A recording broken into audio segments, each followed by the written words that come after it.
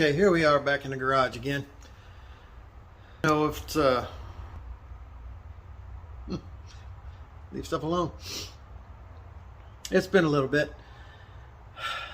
I've gone through a rash of 4th gen parts for my 3rd gen, which has not made me real happy or motivated, but we're getting it figured out. My subframe connectors and torque arm setup that I bought years ago when I had another 3rd gen, but the guy told me it was from Wolf Racecraft, and he had them specially made for his 3rd gen. And I'm like, well, I looked on the website, all they have is 4th gen stuff, but if he said they were made for your car, then have to believe it.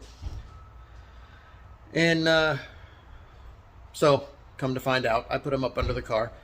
It's for a 4th gen, but they're through the floor subframe connectors, so I can make it work. We can fabricate stuff. It'll be all right. Then my 9-inch. Bought a housing from a friend of mine, took it to another friend of mine, had it cut down to the factory width and all that stuff, because the guy I got the 9-inch from had a spare set of axles, because he has a 3rd gen with a 9-inch as well, and someone gave him a set of 35 spline axles out of a 9-inch that was in a 3rd gen. And he's like, all right, well, I'll just give you these with that rear end, and you can just use these to build yours with. So I get the housing all done, and I go to put the axles in it, and the axles touch.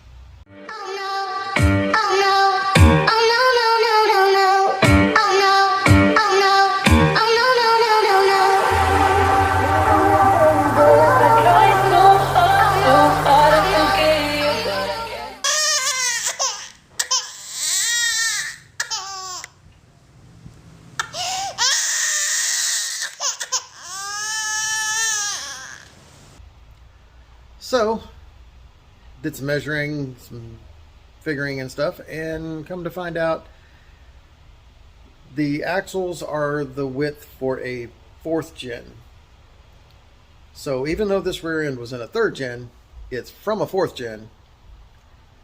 And I talked to the guy that, originally had them.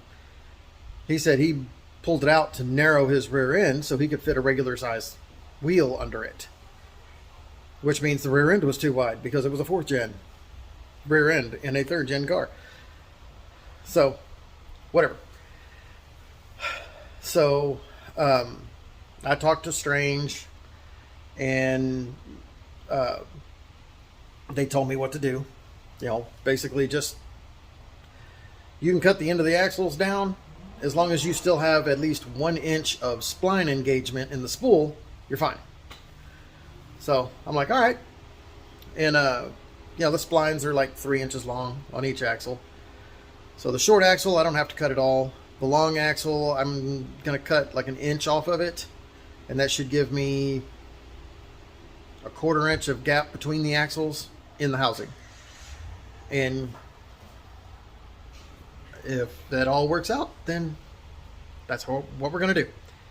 We're going to run it like that. And, what other 4th gen stuff did I have? There was one other thing I can't remember at the moment, but I'll think of it later. But there's the housing, waiting right there. There's my short axle. There's my retainer plates. I'll walk out here. Never mind my messy garage. Here's the long axle. And that's what we're cutting off. So, once I get that done, I'll come back and we'll stick them in the housing and see what we got. Okay, Well, axle is ground down and we have success.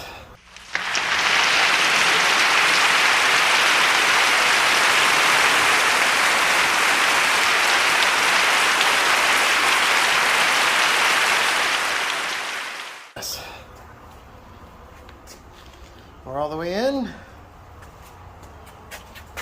All the way in. And we got a little gap there. So now I can just bevel that corner or that edge of that axle. Oops. There we go. I can just bevel the edge of that axle and put the pumpkin in. Then we can start putting the rear end together and get it in the car and get the rest of this crap off my floor. But that'll do it for now.